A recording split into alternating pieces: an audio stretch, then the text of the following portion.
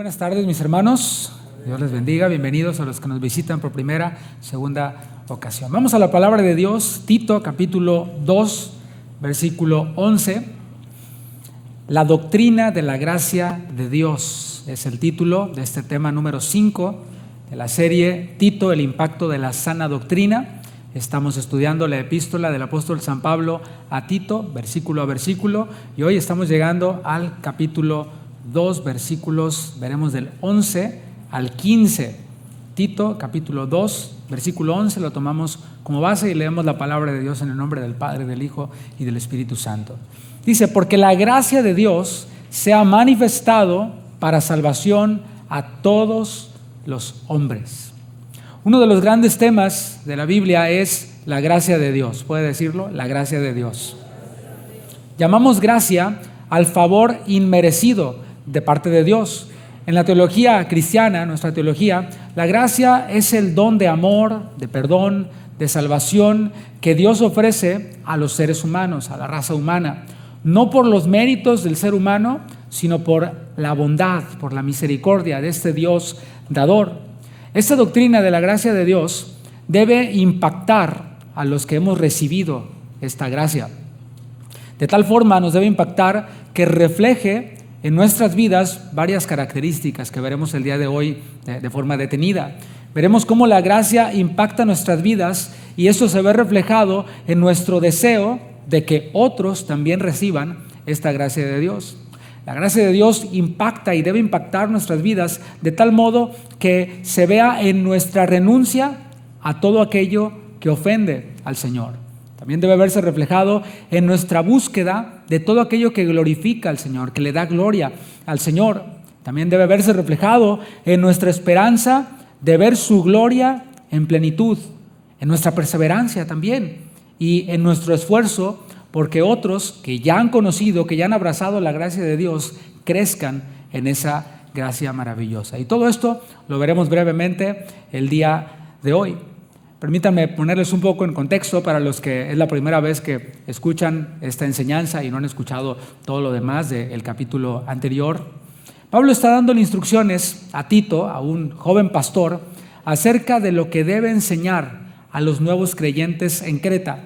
Creta era una isla a donde el evangelio llegó, una isla importante, era como se encontraba en medio de un punto muy estratégico en cuanto a comercio y habían personas de muchos lugares. Allí llegó el evangelio, las personas se convirtieron, empezaron a surgir iglesias en las diferentes ciudades y Tito fue uno de esos pastores al cual le fue encomendado de parte del apóstol Pablo el darle seguimiento a estas iglesias, y algo de lo que hizo inicialmente fue establecer ancianos. Ya que la iglesia ha crecido, no puede estar a cargo de un solo hombre, deben haber ancianos para poder atender a las necesidades y para seguir, por supuesto, la guía del pastor. Y continúa el apóstol Pablo enseñándole a Tito y diciéndole: esto es lo que debes enseñar. Muy importante. Está dándole un resumen de lo que es la sana doctrina. En este capítulo 2, al inicio, le habla acerca de lo que es la sana doctrina. Y si nosotros revisamos este resumen acerca de lo que es la sana doctrina, nos vamos a dar cuenta de que sana doctrina no es filosofía. Sana doctrina no son cosas abstractas, así como incomprensibles. No. Sana doctrina son cosas muy concretas. Hoy muchos dicen tener la sana doctrina, lo veíamos el día viernes. Incluso se ha hecho toda una industria ya alrededor de la sana doctrina. Los que quieren seguir la sana doctrina se han convertido en un nicho de mercado para mercaderes que ofrecen este producto que dicen llamarle sana doctrina. ¿Pero qué es la sana doctrina? La sana doctrina, mis hermanos, se ve en cosas concretas, las cuales abarcan nuestra vida práctica, nuestra vida diaria. Pablo le ha enseñado a Tito cómo se ve una vida impactada por la sana doctrina. Y solo por mencionar algunas de las cualidades que vimos, mencionó acerca de la irreprochabilidad, el ser irreprochable. No perfecto, pero sí irreprochable. Es decir, una persona que, aunque se equivoca, es una persona que siempre trata de rectificar su vida y nunca se le van a encontrar cosas escondidas. Una vida sobria, una vida prudente en sus palabras, en sus acciones, en sus decisiones, una vida íntegra, una vida fiel, son cualidades las cuales han sido asociadas con la sana doctrina. Dices que tienes la sana doctrina, ok, que se vea por lo menos en estas virtudes que se han mencionado. Este es un estilo de vida el cual es para todos los creyentes. No importa si eres un anciano, si eres una anciana, si eres un joven, si eres un pastor, si eres un esclavo. En el contexto de Pablo, cuando escribió a Tito, vemos cómo abarcó a estos sectores dentro de la iglesia: ancianos, ancianas, jóvenes, esclavos, mismos pastores. Una vida coherente con la sana doctrina, así como lo que hemos mencionado hasta ahora a forma de resumen, tiene repercusiones. Es una vida que es coherente y por lo tanto, como es coherente, va a provocar que otros se avergüencen de sus propias vidas y avergonzados se arrepientan. Aún los adversarios, aún los que se oponen al Evangelio, el deseo de Dios es que aún ellos se arrepientan.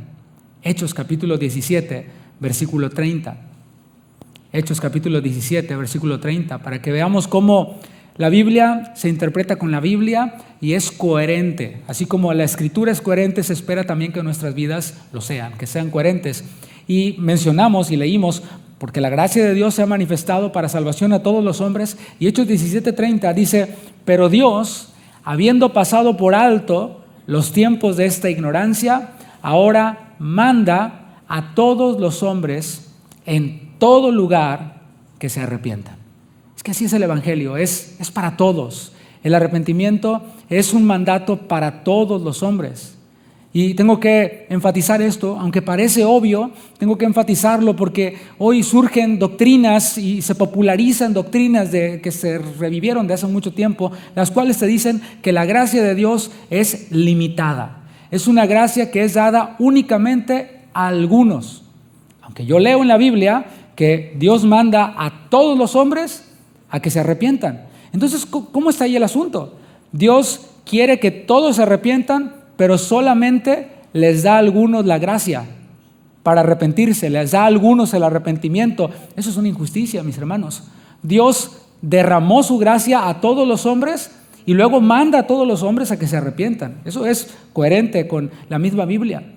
Si la gracia de Dios fuera irresistible para algunos, es decir, eso es lo que enseñan algunos como doctrinas de la gracia, que la gracia va a ser irresistible para algunos de tal manera que si tú eres escogido, Dios te va a arrastrar irresistiblemente y te va a traer a Él. Y ya lo destinó desde antes de la fundación del mundo en una eternidad pasada. Esas es las doctrinas de la gracia que algunos presentan por allí. Sin embargo, observemos el texto bíblico, este resumen que yo acabo de hacer. Una vida que es coherente con la sana doctrina va a provocar que los pecadores, los que no han recibido la gracia, se avergüencen y se arrepientan y escuchen el Evangelio y abran los oídos. Hay una responsabilidad en nosotros, los proclamadores de la gracia de Dios, en los receptores de la gracia de Dios. Hay una responsabilidad. De nosotros va a depender en muchas ocasiones que algunos quieran oír el Evangelio o blasfemen del Evangelio. Es lo que vimos en la enseñanza anterior. También nosotros somos parte de esto, mis hermanos. Nuestras vidas, dice la palabra, son cartas abiertas leídas por los hombres. Nuestra vida está dando un mensaje. De manera que ancianos que son prudentes, que son sabios, como vimos, son una carta abierta leída por los hombres para que aquellos que no han creído en Cristo vean esas buenas obras y glorifiquen a nuestro Padre que está en los cielos. ¿Cómo? Avergonzándose. Diciendo, ¿cómo es posible que esta persona es domingo, día de ir al pozole y al menudo, ¿verdad?, para bajar la cruda con una cerveza, ¿sí? Porque ayer no supe ni qué pasó y bueno, en mi caso hay un montón de problemas, mi matrimonio se está derrumbando y mi vecino, que es cristiano, sale con su familia bien bañadito, bien arregladito para ir a la iglesia, le abre la puerta a la esposa para que suba y le dice, sube mi amor por aquí. Claro que sí, mi vida, se hablan maravilloso, nunca los he oído gritarse, nunca se han aventado platos en esa casa. ¡Wow! Me siento avergonzado porque yo soy un desastre y creo que yo necesito lo que tiene mi vecino. ¿Se fija? Cómo nuestras vidas sí impactan. Pero si esta gracia fuera irresistible, como dicen algunos, que ya fue dada a algunos y sea como sea, van a creer, no tendría sentido que nosotros los creyentes fuéramos llamados a vivir vidas coherentes con la sana doctrina. Leamos de nuevo el versículo 11 de Tito 2. Porque la gracia de Dios se ha manifestado para salvación a todos los hombres. Bueno, recordemos lo que es gracia. Gracia es favor inmerecido de Dios, un regalo que Dios da a quienes no merecen ese regalo. Y hay muchos regalos, muchos dones o favores que Dios otorga a sus criaturas.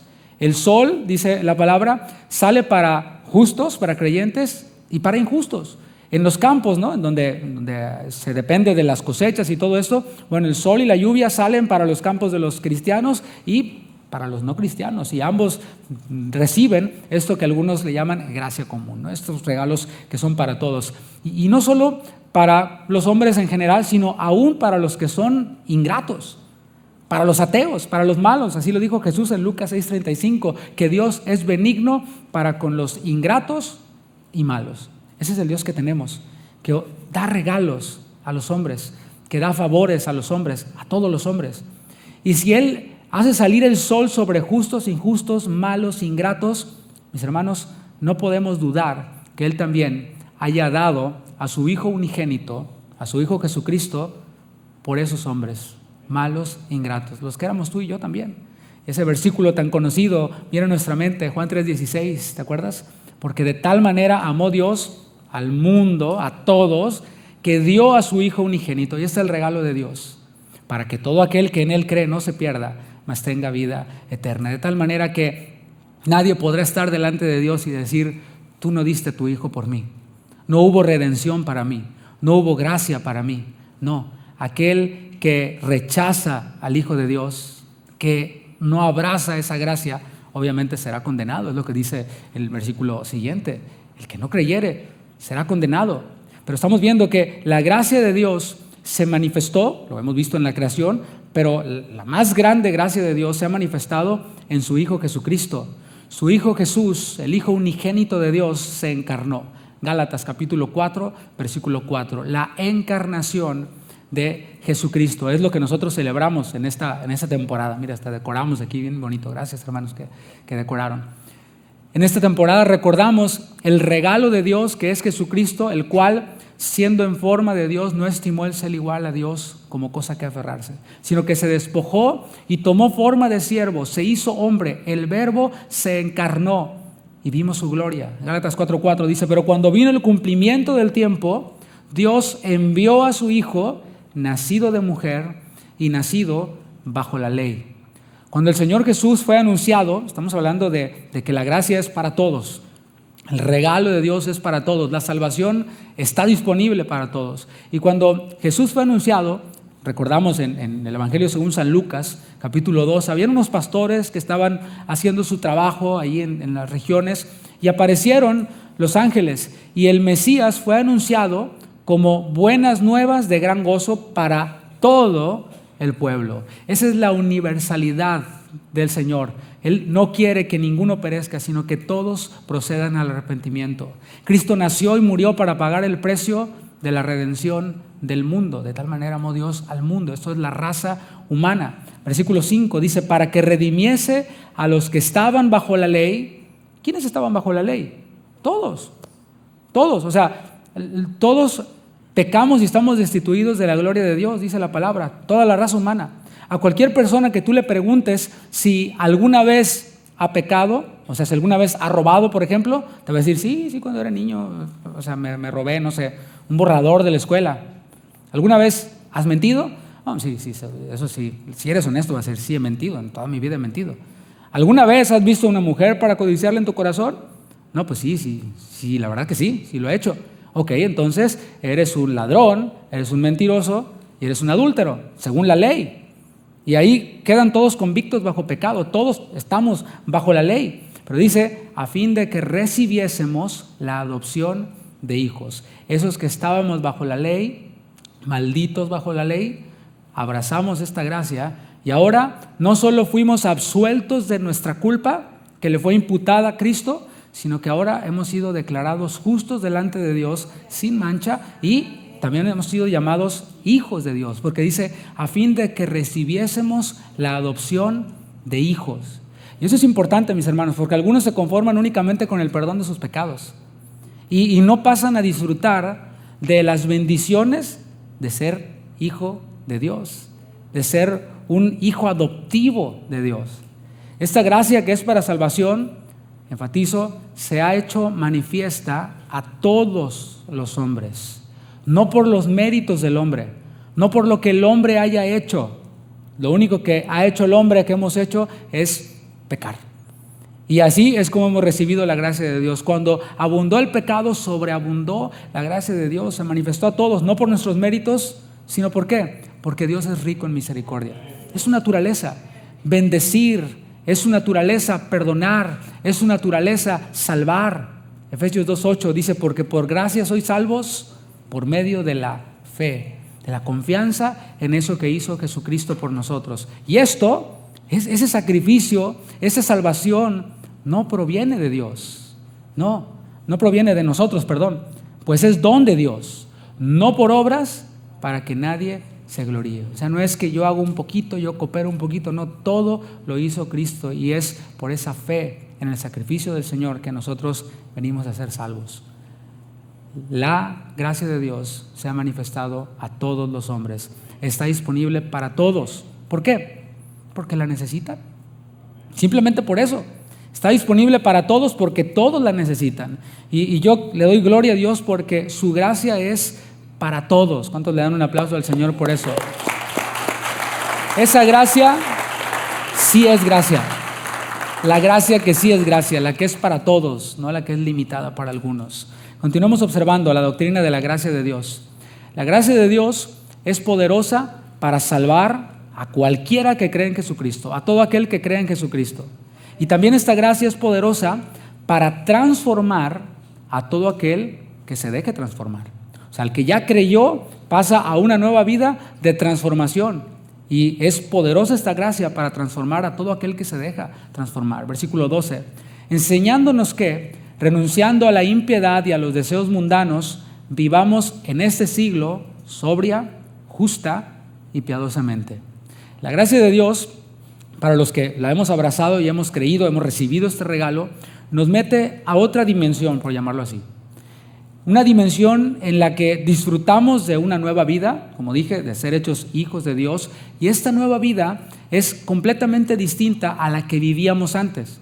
O sea, no es que soy igual que antes, nomás que ahora voy a la iglesia. No. Es una nueva vida. Y si tú no estás viviendo esta nueva vida, yo te invito a que la vivas. Por ejemplo, te voy a dar una ilustración para que entendamos esta nueva vida, esta nueva dimensión en la que nosotros estamos. Imagínate que una mujer común, o sea, común y corriente, como todos nosotros, se casa con un rey, en uno de estos reinos en donde se permite que los reyes se casen con mujeres comunes. Bueno, esta que era una mujer común y corriente, ahora, al estar casada con un rey, es una reina, ¿sí? Y la vida de esta mujer, aunque tiene un gran privilegio, que es ser una reina, es distinguida sobre otras mujeres, por supuesto, ahora su vida cambia por completo, es una vida distinta. Tiene que ser enseñada a vivir como reina, porque no sabía, estaba ajena a todo lo que tiene que ver con la realeza, pero ahora, al estar casada con este rey, tiene que aprender a vivir como reina, caminar como reina, actuar como reina. Y eso incluye que tiene que aprender que hay cosas a las que tiene que renunciar. Este aprendizaje de su nueva vida como reina, pues le va a demostrar que hay cosas a las que tiene que renunciar. Por ejemplo, debe renunciar a su vida personal.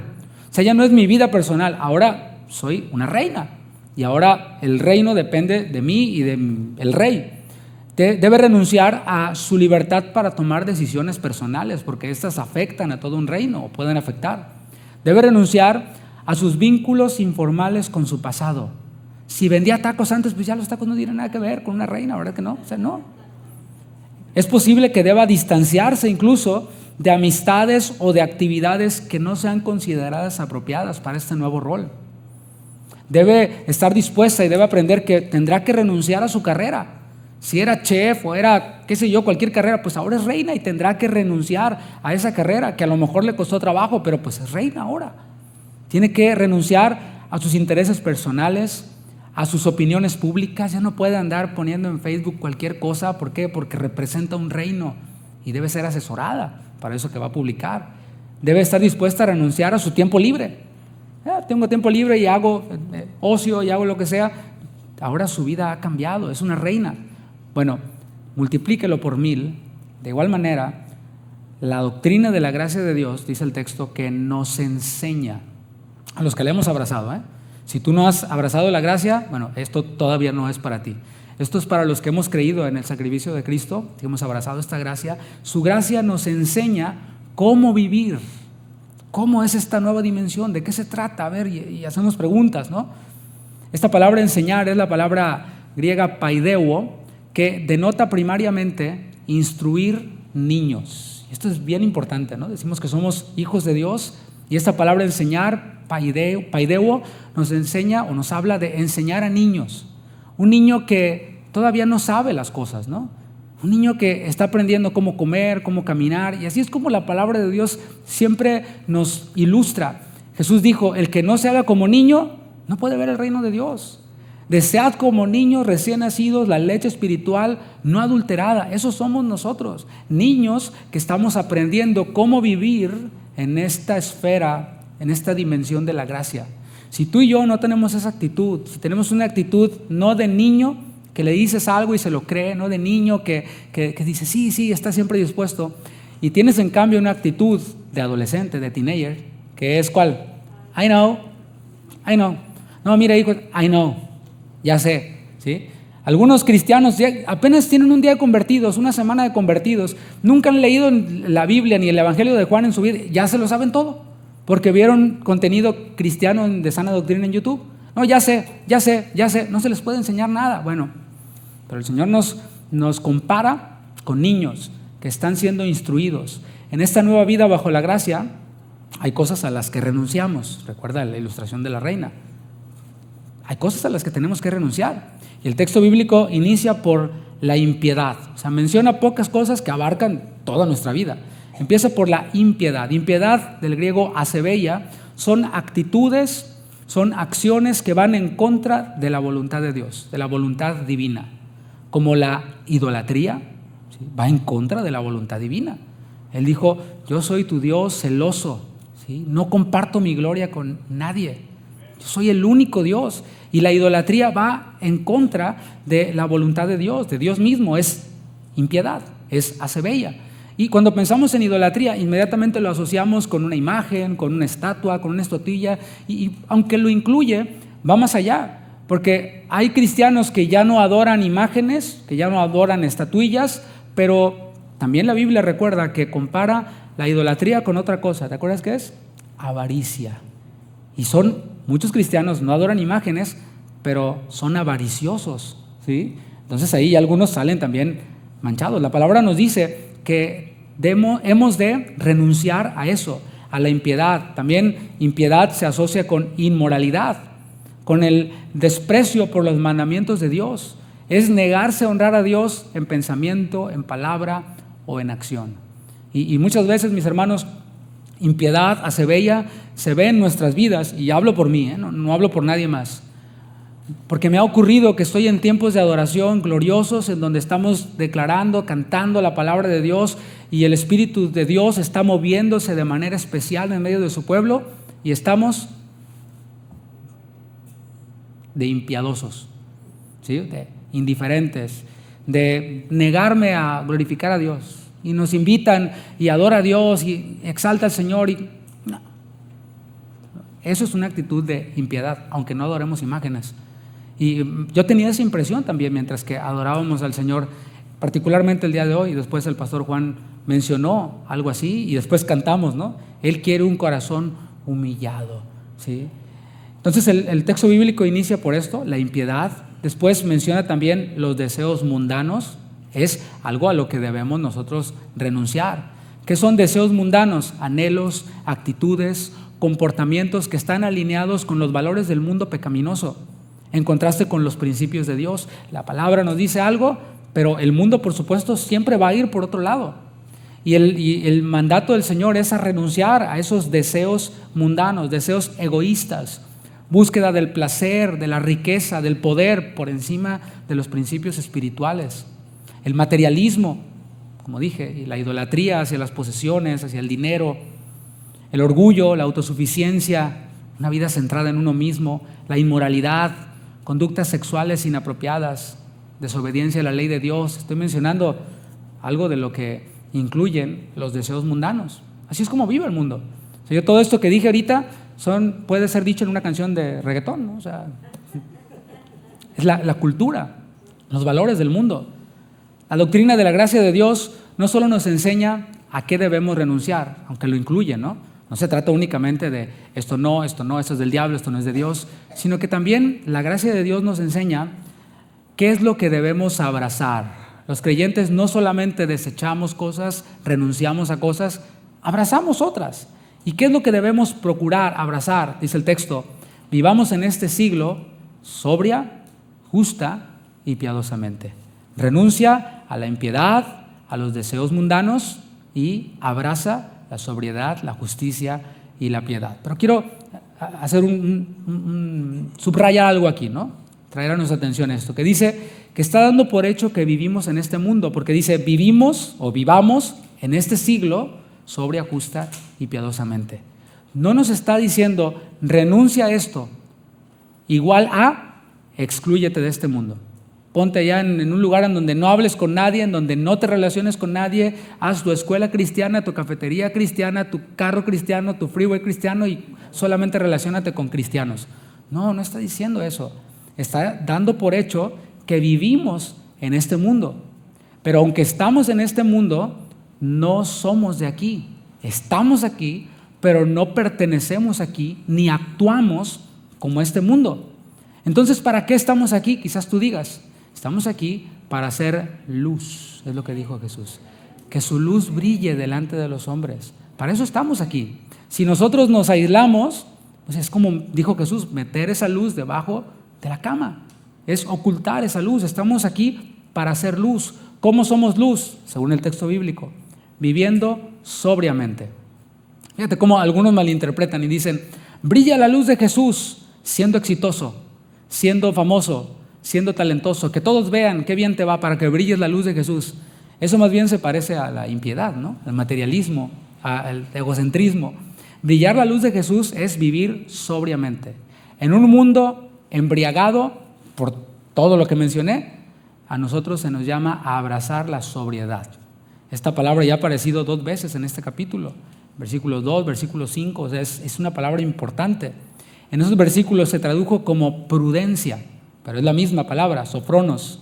Se relaciona con la moderación, se relaciona con el autocontrol, con el dominio propio. No voy a repetir todo lo que se ha dicho ya, pero es algo que nosotros debemos abrazar, debemos procurar en nuestra vida. Y van a haber muchas oportunidades, mis hermanos, en las que tendremos que aplicar el dominio propio, procurarlo. Decía que la senda del justo, decía en la primera reunión, es ir como la luz de la aurora. O sea, es en aumento, en aumento, en aumento. Y cuando recién nos convertimos, teníamos que tener autocontrol con ciertos hábitos de nuestra vida pasada. Y fuimos venciendo esos hábitos. ¿Pero qué creen? La batalla continúa. Vienen otros. Y seguimos teniendo esos hábitos. Vamos venciendo esos otros hábitos y vamos con el que sigue. Y así es la batalla. Y se requiere de moderación, de autocontrol, de dominio propio. Aunque estamos en este mundo, no somos de este mundo, ni somos como los del mundo. Estamos aquí para hacer luz, como dije. Y dice, para vivir justamente. Primero dijo sobriamente, somos luz viviendo sobriamente, somos luz viviendo justamente. ¿Qué es esta palabra justamente? Del griego dikaios. Es algo de acuerdo con lo que es recto. Que los cristianos, los de esta congregación, los que hemos sido impactados por la doctrina de la gracia de Dios, seamos conocidos por los del mundo como personas justas, rectas. Es decir, una persona que su palabra vale. ¿Cuánto pudiera mencionar al respecto de esto, no? Que como cristianos nos conozcan así. Mira, esa persona es cristiana, es tan recta que ni siquiera tendrías que firmar un papel con esa persona porque su palabra vale. Eso es rectitud. Aunque estamos en este mundo, no somos como los del mundo, ni tampoco militamos como los del mundo, como dice 2 Corintios 10:3. Estamos aquí para hacer luz, para vivir piadosamente. Así es como somos luz, viviendo de manera sobria, de manera justa y de manera piadosa. ¿Qué es ser piadoso? Te lo pongo de manera simple. Es ser alguien devoto. ¿Qué entiendes por esa palabra devoto, devoción? Alguien que es devoto al fútbol, por ejemplo, es alguien que tiene la última playera, ¿sí? de la selección a la que le va. Y sabe distinguir y dice, no, esa playera no es la de esta temporada, es la de la temporada pasada, porque la de esta temporada tiene una rayita azul aquí, una manchita azul aquí. No, esa persona es devota, o sea, se nota que lee, se nota que investiga, sabe cómo van los rankings de su equipo y quién ganó. O sea, es una persona aficionada, devota, entregada, y llueva, truene o relampaguee, va a estar allí. Y hay diversas devociones, ¿no? Hay quienes son devotos al deporte, otros a la comida, otros, etcétera, etcétera. Hay diversas devociones, pero aquí particularmente está hablando de devoción al Señor. Es entrega, es respeto profundo hacia alguien o hacia algo, especialmente en el contexto espiritual en donde estamos hablando.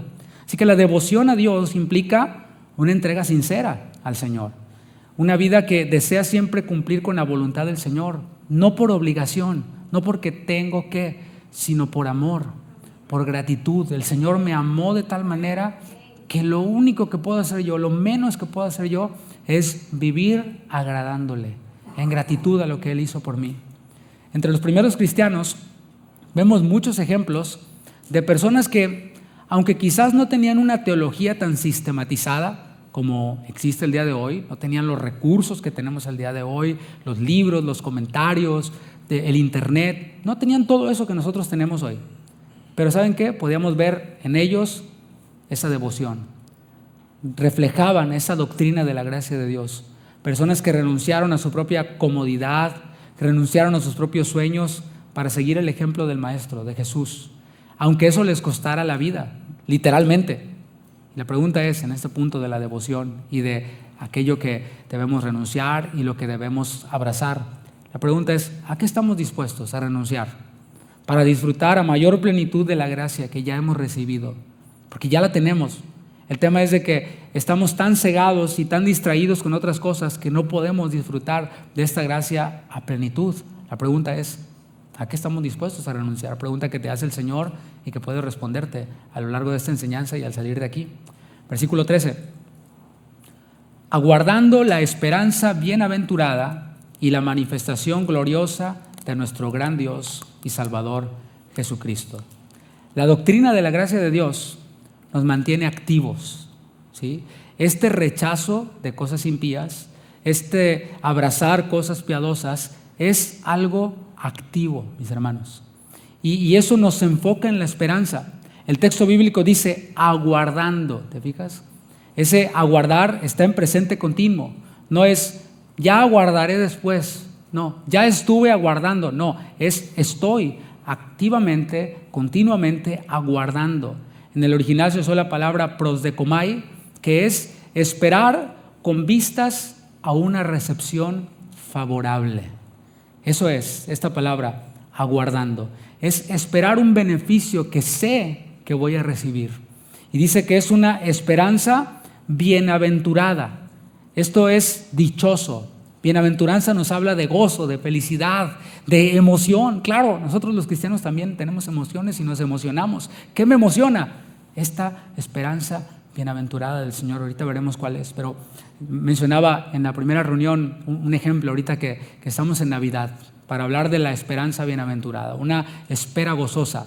Tienes ahí al niño que le pidió, ¿verdad? De Navidad, ¿no? Pidió un regalo y ahí debajo del árbol está ya el regalo. Si usted es de esos padres que pone el regalo abajo del árbol para torturar a sus hijos, ¿verdad? Desde noviembre, ¿verdad? Ahí pone el regalo y no lo puedes abrir y ahí va el niño, ¿no? Y ya vio, ¿verdad? La cajita que tiene la forma de lo que pidió, ¿no? Dijo, oye, ahí está ya el regalo. Y a veces no los ponemos dentro de una caja, ¿no? Nomás los forramos y se ve la forma de bicicleta, ¿no? El regalo. Y el niño, ¿qué será, verdad? Ya sé. O agarra la caja el niño y la levanta cuando no lo ven los papás y mueve la caja y dice, sí, ahí se oye qué es lo que le pedí, ¿verdad? Y lo pone otra vez y está esperando y está contando los días para que llegue el día de Navidad y ni duerme. Yo me acuerdo que ni dormíamos nosotros, nos hacíamos los dormidos, pero estábamos contando ya los minutos para poder abrir los regalos. Eso es la esperanza bienaventurada. Nuestra esperanza no es algo que probablemente va a ocurrir. O sea, no es como el niño que nomás no ve nada abajo del árbol, ¿sí?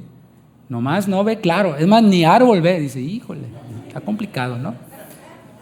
Es una esperanza no probable, es una esperanza segura, la que esperamos con gozo. ¿Cuál es esta esperanza?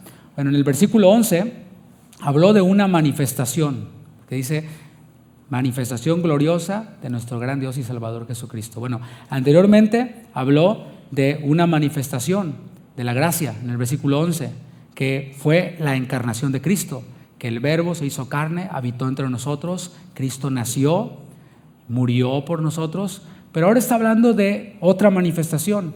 Es un evento que todavía no ocurre, y hablo de la manifestación de Cristo, de la segunda venida de Cristo. Esto es la manifestación final de la plena gloria de Dios.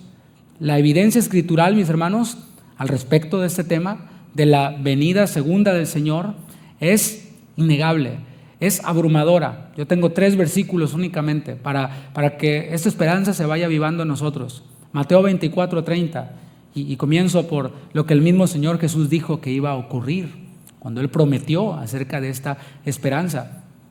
Entonces aparecerá la señal del Hijo del Hombre en el cielo, y entonces lo lamentarán todas las tribus de la tierra, y verán al Hijo del Hombre viniendo sobre las nubes del cielo con poder y gran gloria. Ahí está la promesa del Señor. Eso es lo que tú y yo esperamos. Fíjate cómo va más allá de no hagas esto, no hagas aquello, tengo que ir acá, tengo que conectarme al discipulado, tengo que mandar mis notas, tengo que prender mi cámara. Estoy cansado, ¿no? Es una manifestación gloriosa. Esto es lo que estamos esperando. Primera Tesalonicenses 4, versículos 16 al 17. Ahora el apóstol Pablo les dice a estos creyentes en Tesalónica: porque el Señor mismo, con voz de mando, con voz de arcángel y con trompeta de Dios, descenderá del cielo. Fíjate lo que va a ocurrir, y los muertos en Cristo resucitarán primero. Luego nosotros, los que vivimos, los que hayamos quedado, seremos arrebatados juntamente con los muertos en Cristo en las nubes para recibir al Señor en el aire, y así estaremos siempre con el Señor. Esa es la esperanza bienaventurada.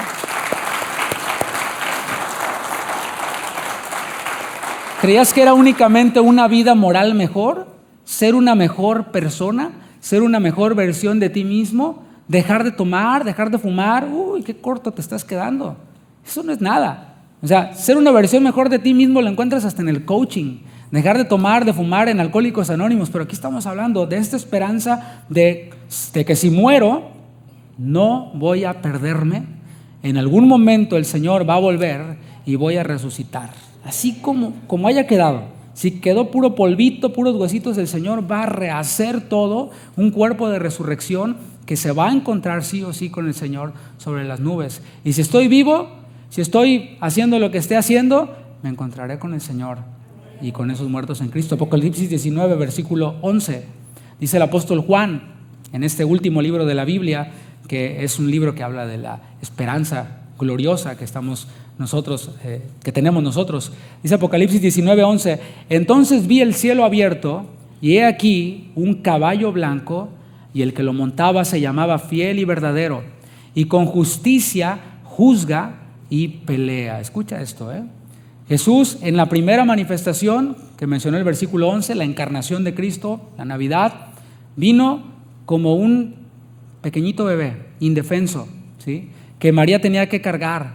Así fue como vino, indefenso. Entró a Jerusalén montado en un pollino, un burrito prestado. Pero aquí en su segunda manifestación no vendrá para salvar como en la primera vez, sino que vendrá, dice el texto, ¿para qué? Para juzgar y para pelear. Sus ojos eran como llama de fuego. ¿Cómo habrán sido los ojos de aquel bebé en el pesebre? Unos ojos de bebé tiernos, ¿no? Hermosos. Pero aquí dice ojos como llama de fuego.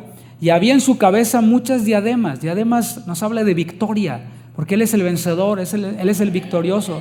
Dice, tenía un nombre escrito que ninguno conocía sino Él mismo. Estaba vestido de una ropa teñida en sangre, y su nombre es el Verbo de Dios, el mensaje, la palabra de Dios. Y los ejércitos celestiales, vestidos de lino finísimo, blanco y limpio, no todos fachosos ahí, sino tremendo, dice, le seguían en caballos blancos, todo un ejército detrás del Señor.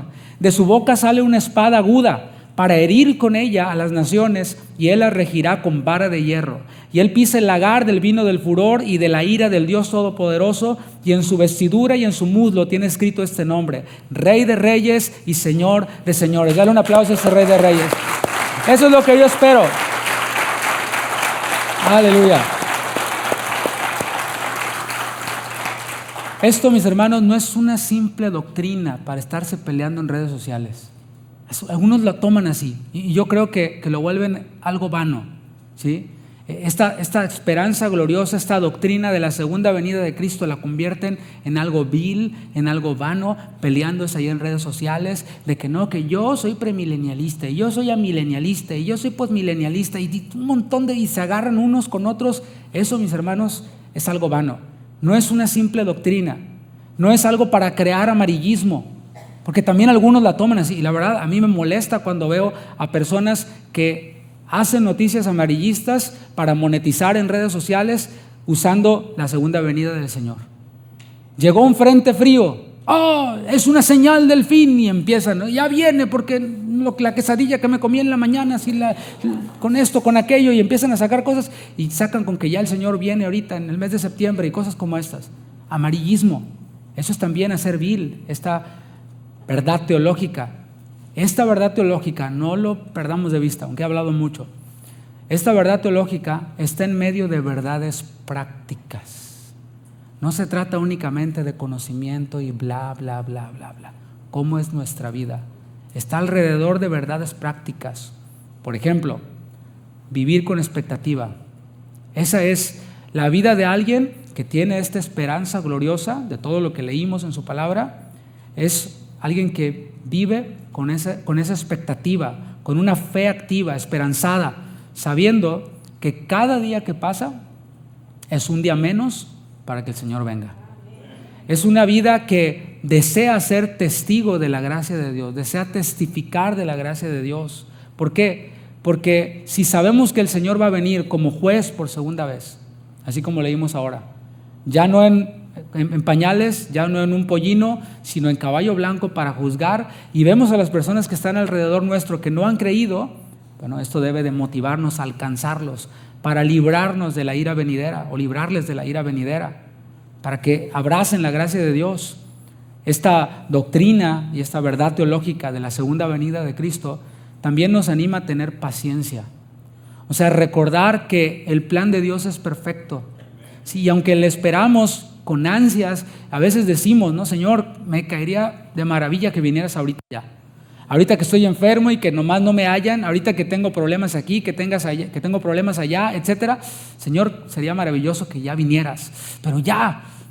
Bueno, pero por otro lado, dejamos de pensar en nosotros mismos y pensamos en aquellos que todavía no han creído. Es lo que dijo el apóstol Pedro.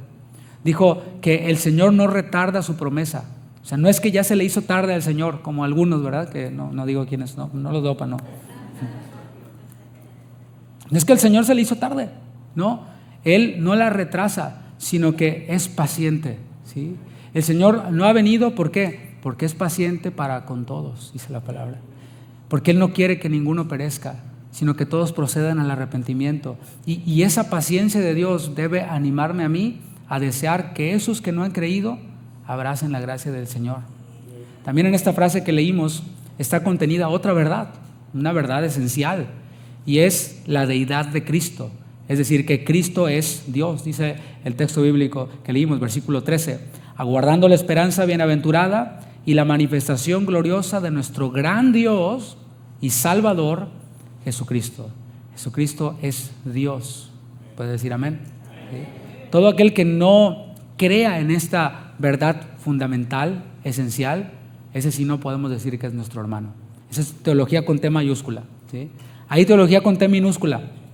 Y hay hermanos que son nuestros hermanos que creen distinto a nosotros y dicen la mujer no debe enseñar, yo no creo en hablar en lenguas. Bueno, ok, hermano, eso no son cosas de las cuales dependa la salvación. Puede depender si estamos en la misma iglesia, van a haber muchos roces, ¿no? Pero no es algo de lo que dependa la salvación. Pero de la deidad de Cristo, de eso sí depende la salvación.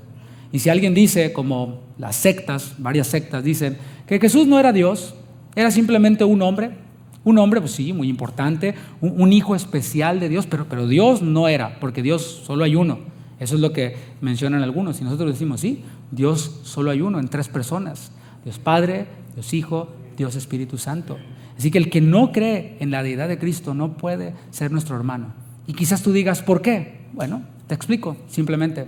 Si Cristo no es Dios, como afirman las sectas, en contra de esta verdad fundamental, Entonces aquel que murió en la cruz no pagó por nuestros pecados. Murió y ya está, como cualquier otro hombre.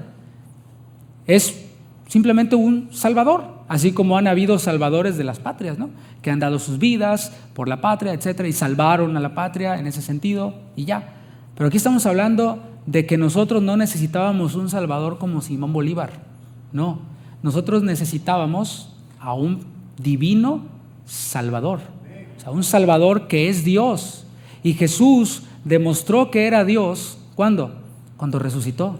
Los salvadores de las patrias ahí se quedaron en las tumbas, pero Cristo se levantó al tercer día, venciendo a la muerte, venciendo al pecado, y así demostró Él que Él es ese divino salvador. Ese es el que tenemos tú y yo, y ese es al que predicamos y estamos llamados a predicar a todos cuantos podamos. Versículo 14 de Tito 2: quien se dio a sí mismo por nosotros, ese divino salvador, para redimirnos de toda iniquidad y purificar para sí un pueblo propio, celoso de buenas obras. Y aquí encontramos la realidad de que Cristo se dio a sí mismo. No es que, lo agarraron, ya mataron a nuestro maestro, a nuestro profeta. No, Él sabía a lo que venía. Juan 10:18, Jesús dijo: nadie me la quita, hablando de su vida. No me quitan la vida, no me toman por sorpresa, sino que yo de mí mismo la pongo voluntariamente. Diga voluntariamente. Todo esto es voluntario, mis hermanos, ¿eh?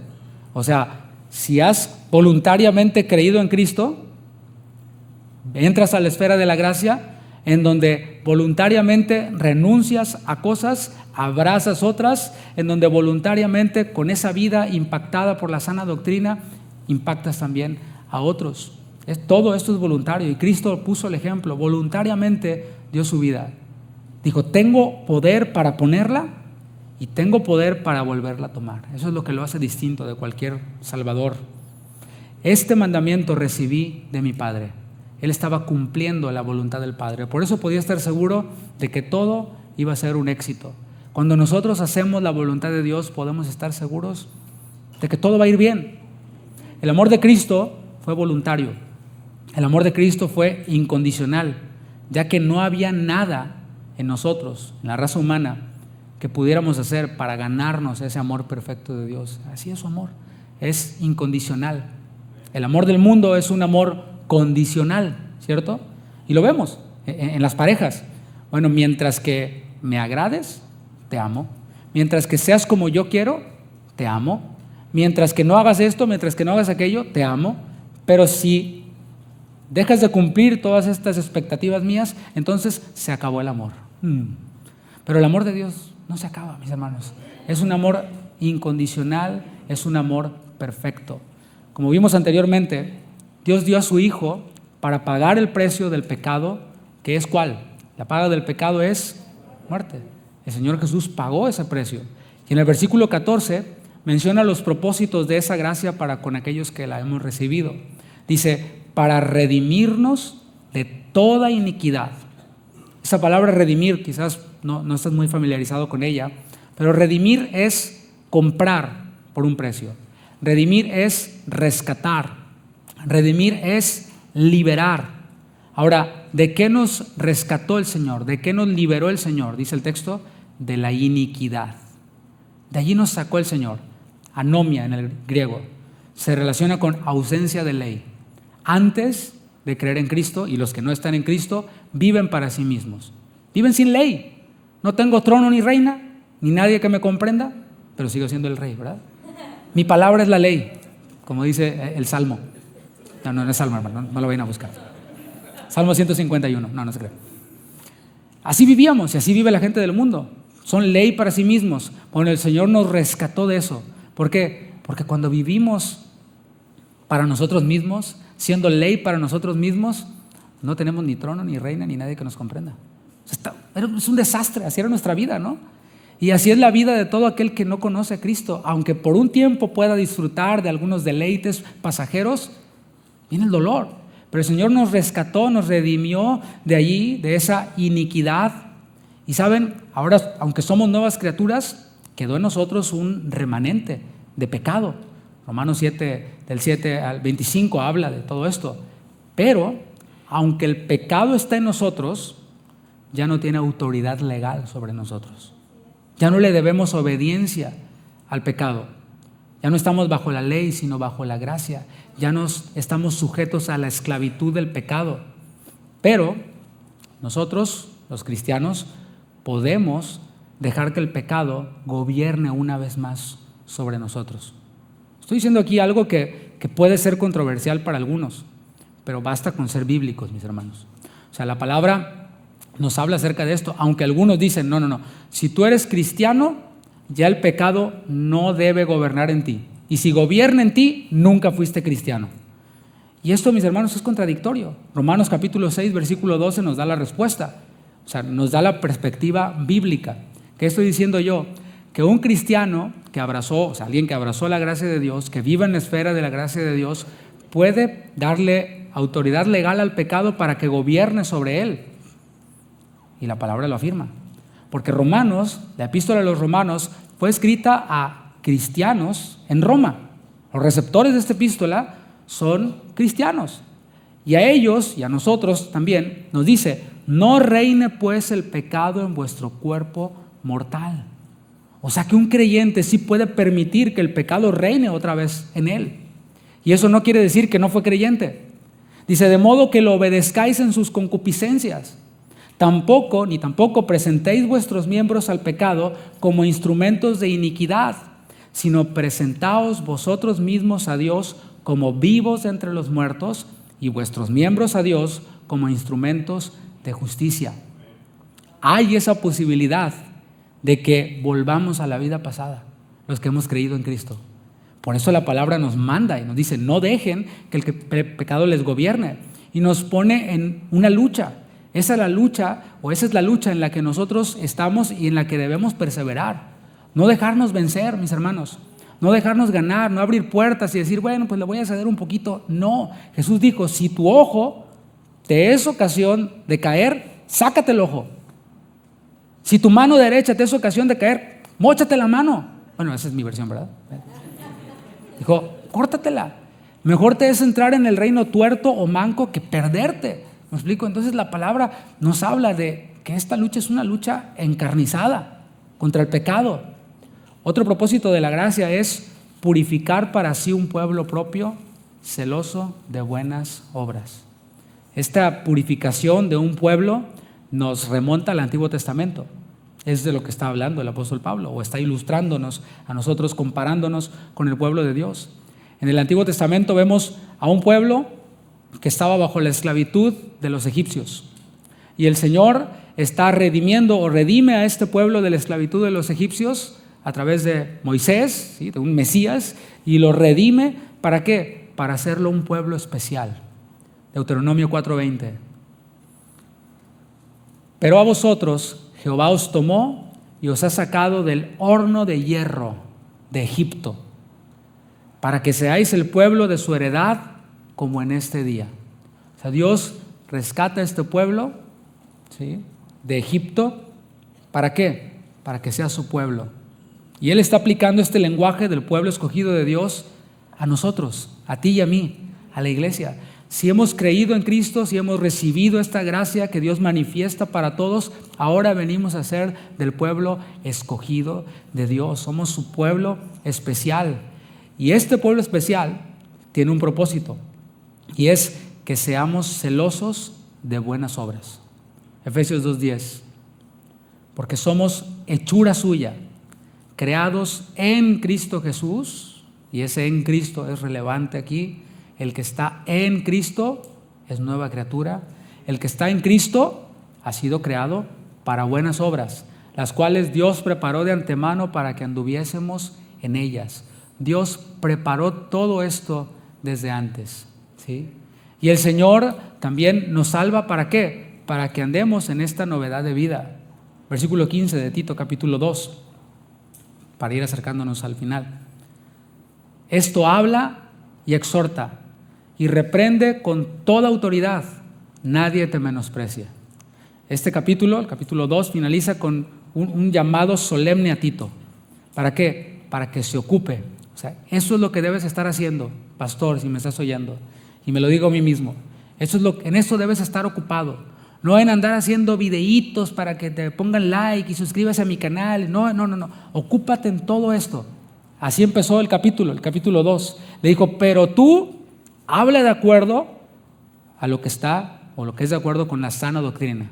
Habla eso. Y cierra el capítulo diciendo, después de explicar lo que es la sana doctrina, le dice, esto habla y exhorta y reprende. O sea, le está diciendo, enseña esto en todas las formas posibles. O sea, hay diferentes formas, según ese texto, de enseñar la sana doctrina. ¿Cómo? Por ejemplo, hablar. ¿Qué es hablar? Es anunciar, es contar, es predicar también, ¿no? O sea, cuando platicas con alguien, estás intercambiando un diálogo, estás hablando, así como en tono bajito, ¿no? El contenido de la predicación no tiene por qué ser otro, sino lo aquí dado. Fíjense, hoy estamos abarcando una porción. ¿Cuánto tiempo llevo hablando? ¿Sí? O sea, hay mucho que hablar. No se trata de andar hablando mis anécdotas, de andar hablando de mi vida y de andar hablando de lo que dijo no sé quién, de la confesión de no sé cuál. En la palabra hay muchísimo, mis hermanos. Es basta. ¿Sí? Casi únicamente estamos leyendo los versículos y hemos visto unos cuantos más. Y mire, ¿cuánto tiempo llevamos ya?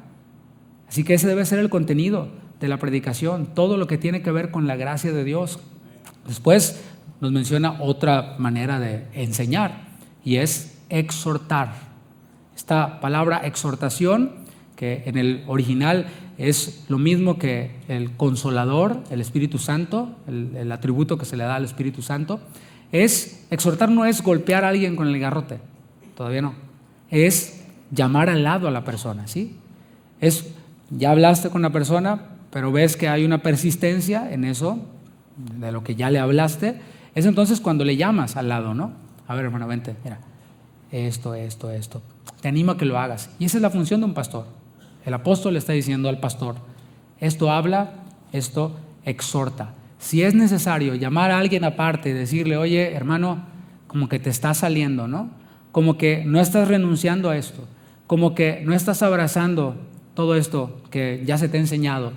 Y se le llama al lado, pero no para humillarle, no para exponerle, sino para animarle. Eso es exhortación, es dar ánimo y decirle, hermano, tú puedes. No en tus fuerzas, sino en la gracia de Dios.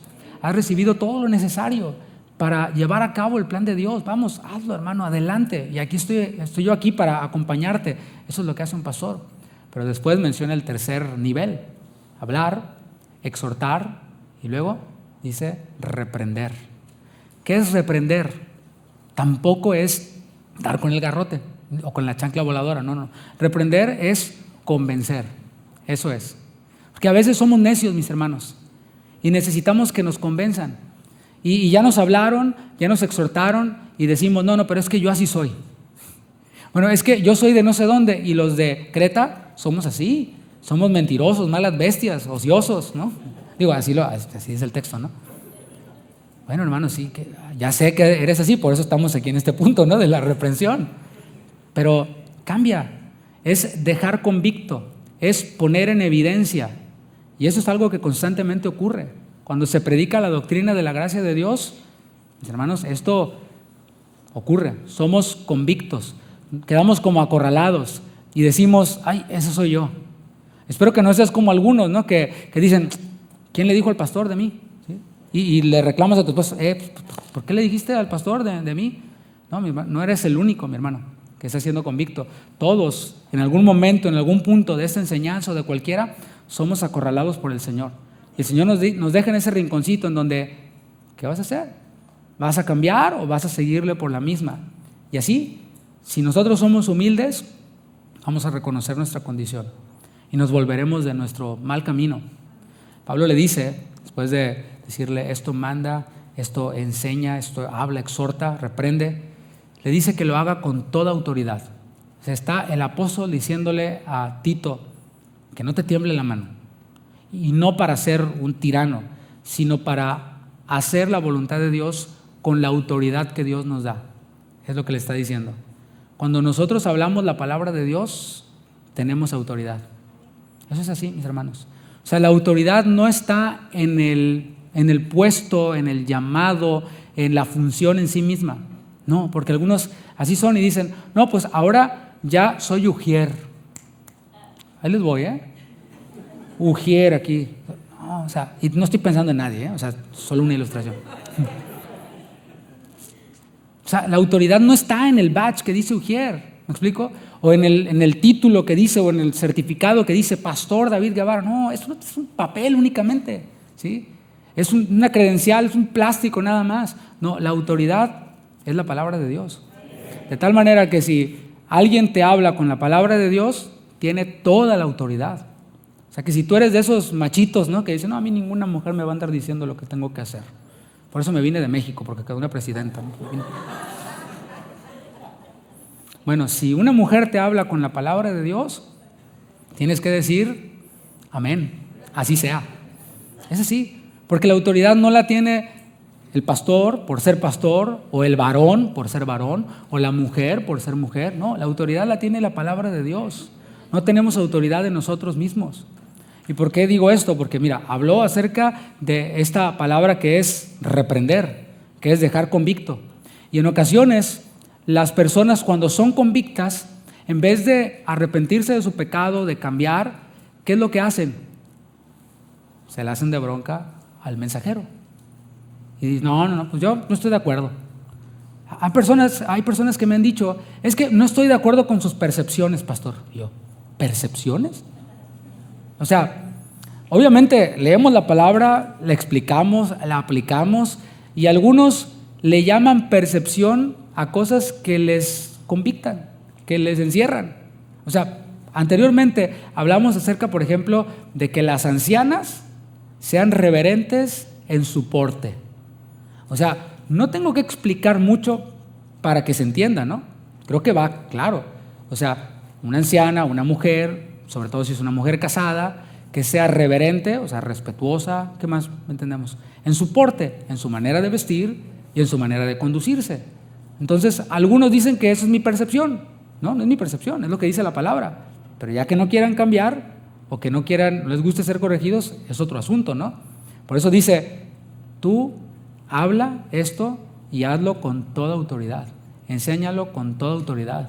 Digo esto porque el pastor no tiene por qué estarse disculpando por lo que la palabra de Dios dice. La verdad no. O sea, yo he dicho a veces, ¿no? A lo mejor a mí no me gustaría decirlo, pero tengo que decirlo.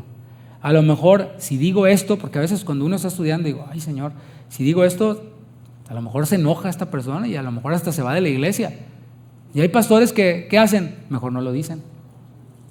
O dicen las cosas, pero después se disculpan. No, mis hermanos, esto así va. O sea, no tenemos por qué disculparnos por lo que dice la palabra de Dios. Debemos de hablar con toda autoridad. Termina este capítulo diciéndole a Tito, nadie te menosprecie. Qué manera de terminar el capítulo, ¿no? De un apóstol a un pastor. Nadie te menosprecie. A su otro discípulo, Timoteo, le dijo, ninguno te menosprecie por ser joven. ¿Te acuerdas? Y ahora Tito nomás le dice, ninguno te menosprecie. O sea que no era tan joven Tito como Timoteo, ¿verdad? Y al parecer, bueno, aunque no era tan joven, aún así no debía permitir que lo menospreciaran. Y esto es interesante, ¿no? ¿Qué es menospreciar? Bueno, en el original se traduce también esa palabra como esquivar, ¿sí? Y eso ocurre, ¿no? A menudo cuando alguien es menospreciado, también es esquivado. ¿Te ha pasado? O, no sé, de pronto lo voy a poner de esta manera, ¿no? De pronto sabes que a alguien, pues no le caes bien, ¿no? Y le caes gordo, como decimos en mi país. Entonces, ¿qué es lo que hace esa persona a la que le caes gordo? Te esquiva, ¿sí?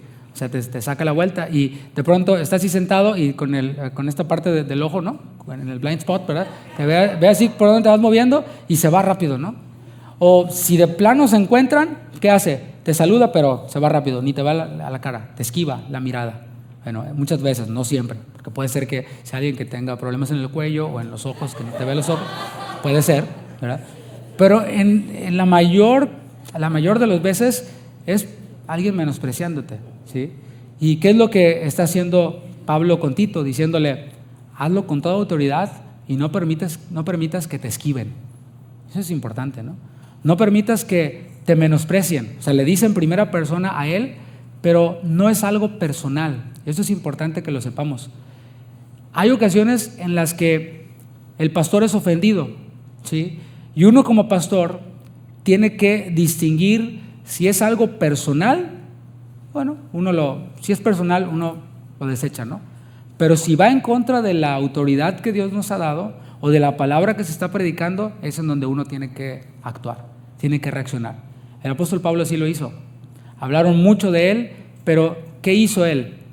Él defendió el llamado que Dios le había dado. Apóstol de Jesucristo por voluntad de Dios. O sea, ahí él está diciendo, soy un verdadero apóstol. Dicen que no lo soy, pero sí lo soy. Y él no estaba haciendo una defensa personal, no, él estaba honrando el llamado. Y los pastores debemos honrar el llamado que el Señor nos dio.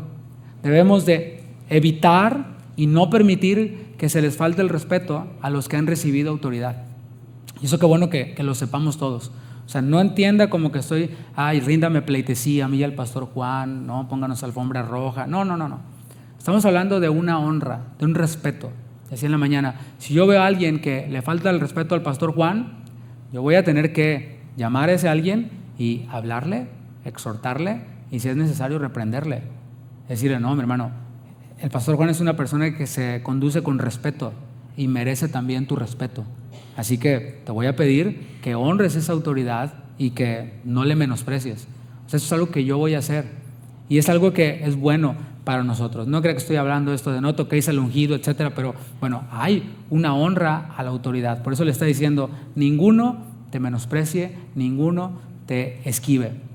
Terminemos, reflexionando en la gracia del Señor. El Señor nos salvó y quiere salvar a todos los hombres. ¿Cuántos dicen amén? Invito a que se ponga de pie, porque en este punto quiero hacer un llamado. Y le doy gracias a Dios porque predicamos una gracia que sí es gracia, una gracia que se le puede otorgar a todos los hombres, una invitación que puede hacerse a todos abiertamente. Y podemos decir a cualquiera que estuviera aquí entre nosotros y que no ha creído en Cristo, el Señor te está llamando. En esa cruz te está llamando. Él dijo, cuando el Hijo del Hombre se ha levantado, a todos atraeré a mí mismo. Y en esa cruz el Señor te está atrayendo. No resistas esa gracia de Dios para ti. No rechaces ese llamado de Dios para ti. Él te hace esta invitación y te dice, ven y bebe gratuitamente de esta agua de vida. El Señor murió y derramó su sangre por tus pecados, por ti, porque te ama a ti que no has creído en Cristo. Y hoy Él te hace esta invitación para que tú creas en ese sacrificio perfecto por tus pecados. Y si tú hoy quieres tomar esa decisión y decirle, Señor, yo necesito de tu gracia, ora conmigo. Dile, Señor Dios, gracias por ese regalo de tu Hijo Jesús. Gracias porque tu Hijo Jesús se hizo hombre y murió por mis pecados para que yo tenga vida eterna. Yo creo en Él, creo en su sacrificio y hoy recibo esa vida eterna que tú ofreces a todo aquel que cree. En el nombre de Jesús. Gracias, Señor. Gracias porque traes vida eterna a tu casa. Derramas bendición aquí. Oramos, Señor, aún si hay alguien que hizo esta oración al ver este video, al escuchar este audio. Señor, gracias. Gracias por la salvación que tú traes. El Señor quiere transformar también a los que hemos creído en Él. Yo sé que aquí la mayoría ya hemos creído en el Señor. O si tú creíste hoy mismo, el Señor tiene un plan para contigo. Y Él quiere transformarte. Él quiere y te ha equipado para vivir una vida piadosa mientras que espera su venida. Así que mi hermano, mi hermana, renunciemos a todo lo mundano. Vivamos en santidad como ese pueblo escogido, celoso de buenas obras. Esa es la doctrina de la gracia de Dios. Cierra tus ojos y piensa en esas cosas a las que el Señor te llamó a renunciar durante esta enseñanza.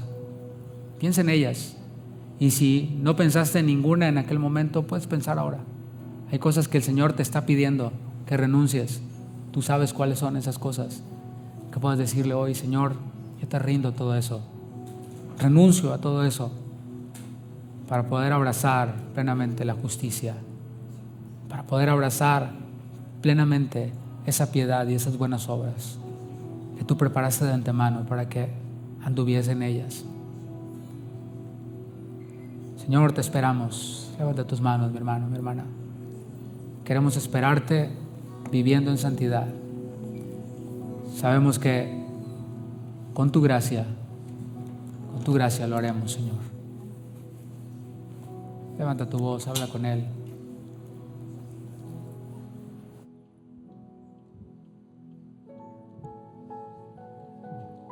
Gracias, Señor, por tu paciencia, por tu misericordia con cada uno de nosotros.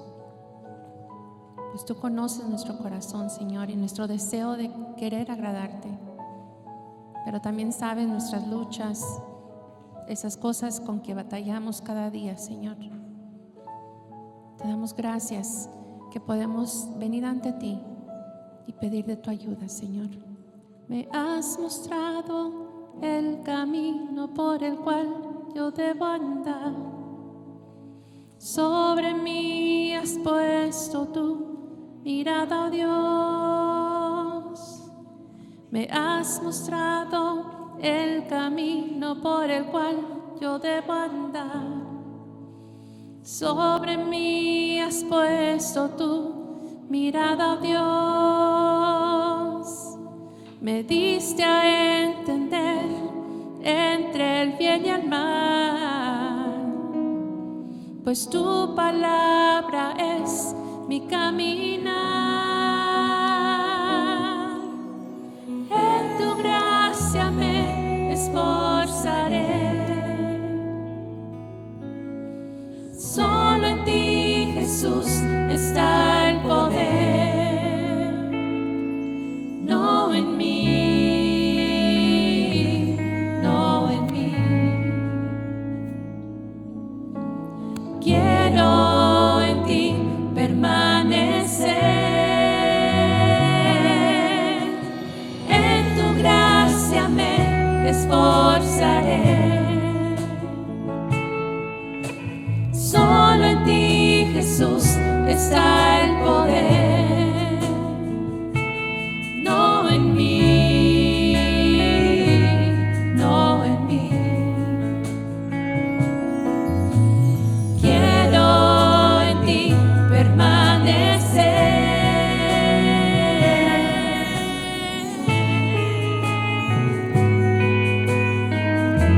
Solo en ti, Jesús.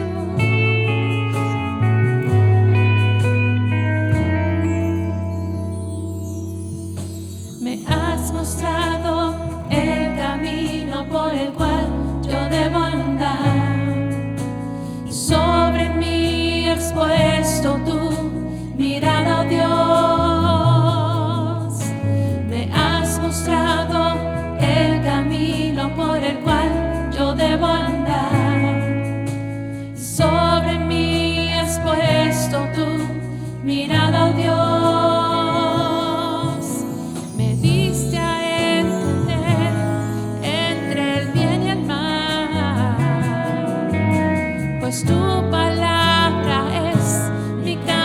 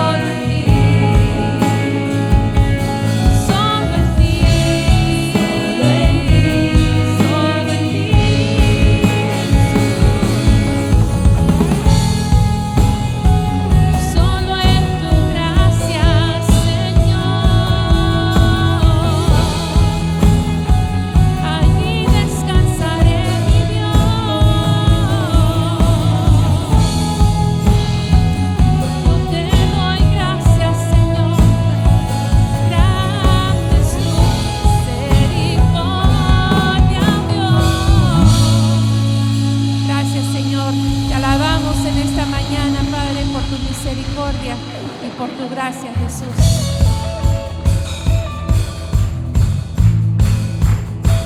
El Señor regresará pronto, amén.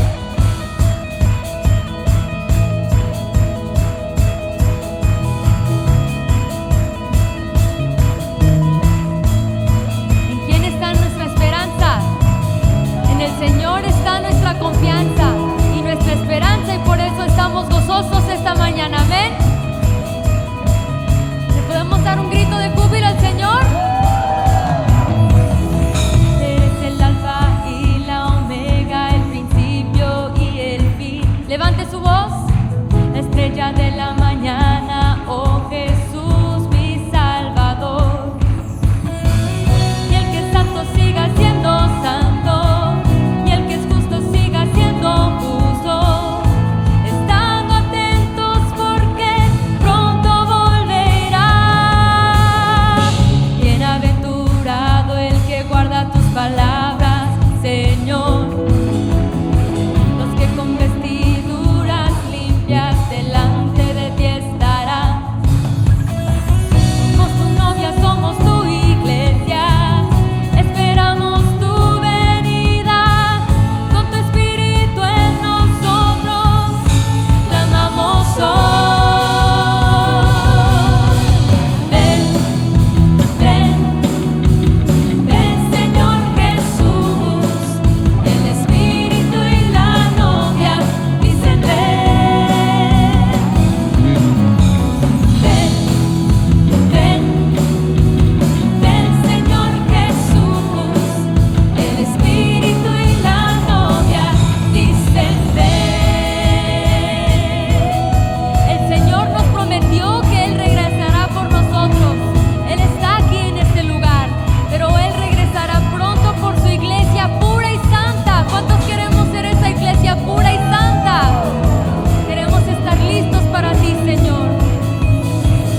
Mientras te queremos adorar y exaltar, Señor. Díselo fuerte, iglesia, eres el alfa. Eres el alfa y la omega, el principio y el fin. La estrella de la mañana, oh Jesús, mi Salvador. Y el que es santo siga siendo santo, el que es justo siga siendo justo. Estando atentos porque pronto volverás. Bienaventurado el que guarda tus palabras, Señor. Los que con vestiduras limpias delante de ti estarán. Somos tu novia, somos tu iglesia. Esperamos tu venida. Con tu espíritu en nosotros clamamos hoy. Vamos, iglesia. Ven, ven, ven, Señor Jesús. El espíritu y la novia dicen ven.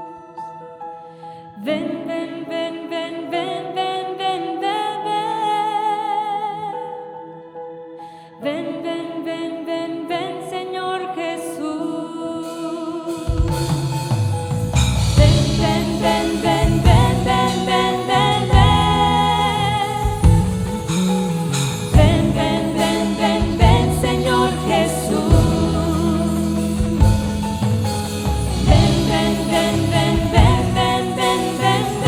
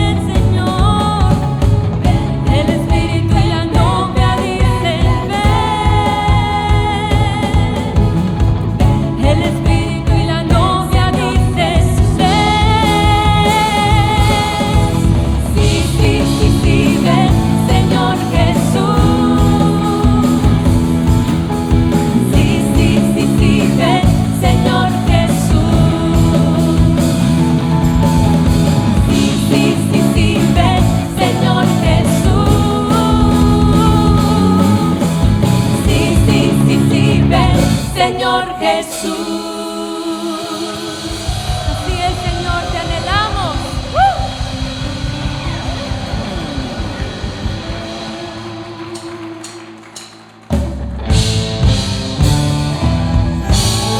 Levántate, oh Dios, tus enemigos se dispersen,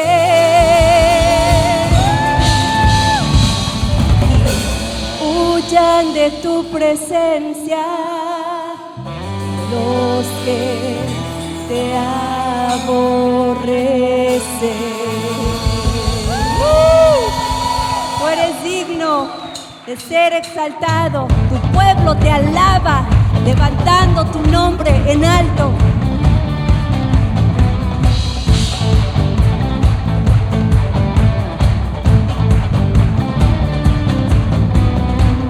Mas los justos se alegrarán, se gozarán delante de Dios. Mas los justos se alegrarán y saltarán de alegría. Vamos, iglesia. Mas los justos se alegrarán, se gozarán delante de Dios. Mas los justos se alegrarán y saltarán de alegría. Él es padre de huérfanos y defensor de las viudas, hace habitar en familia al desamparado. Cántaselo a mi Dios. Cantemos salmos y exaltemos al que cabalga en los cielos. Celebremos su victoria. Él es Señor sobre todo. Bendito sea el Señor, nuestro libertador. Nos rescató de la muerte, es nuestro Salvador y omnipotente Dios. Alégrense en su presencia. Solamente los hijos de Dios pueden alegrarse en su presencia.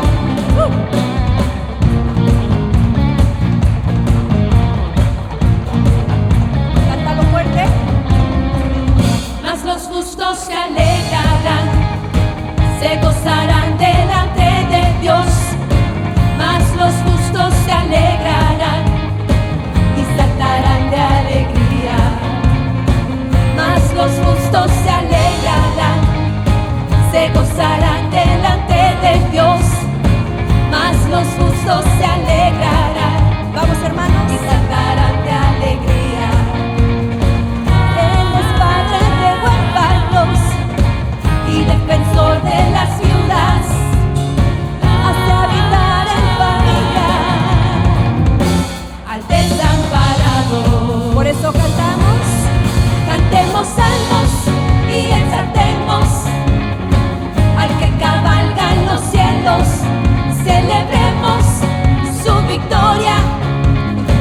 Él es Señor sobre todo. Bendito sea el Señor, nuestro libertador. Nos rescató de la muerte, es nuestro Salvador y omnipotente Dios. Alégrense en su presencia. Cantemos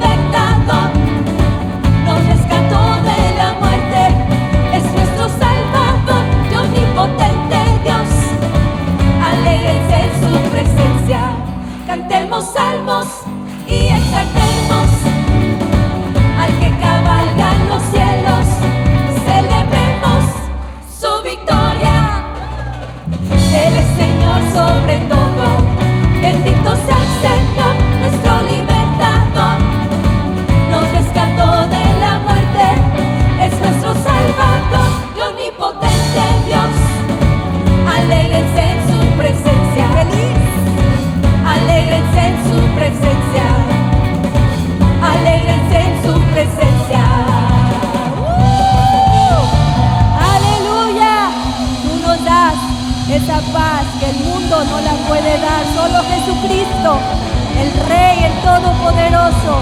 Amén. Gracias, Señor.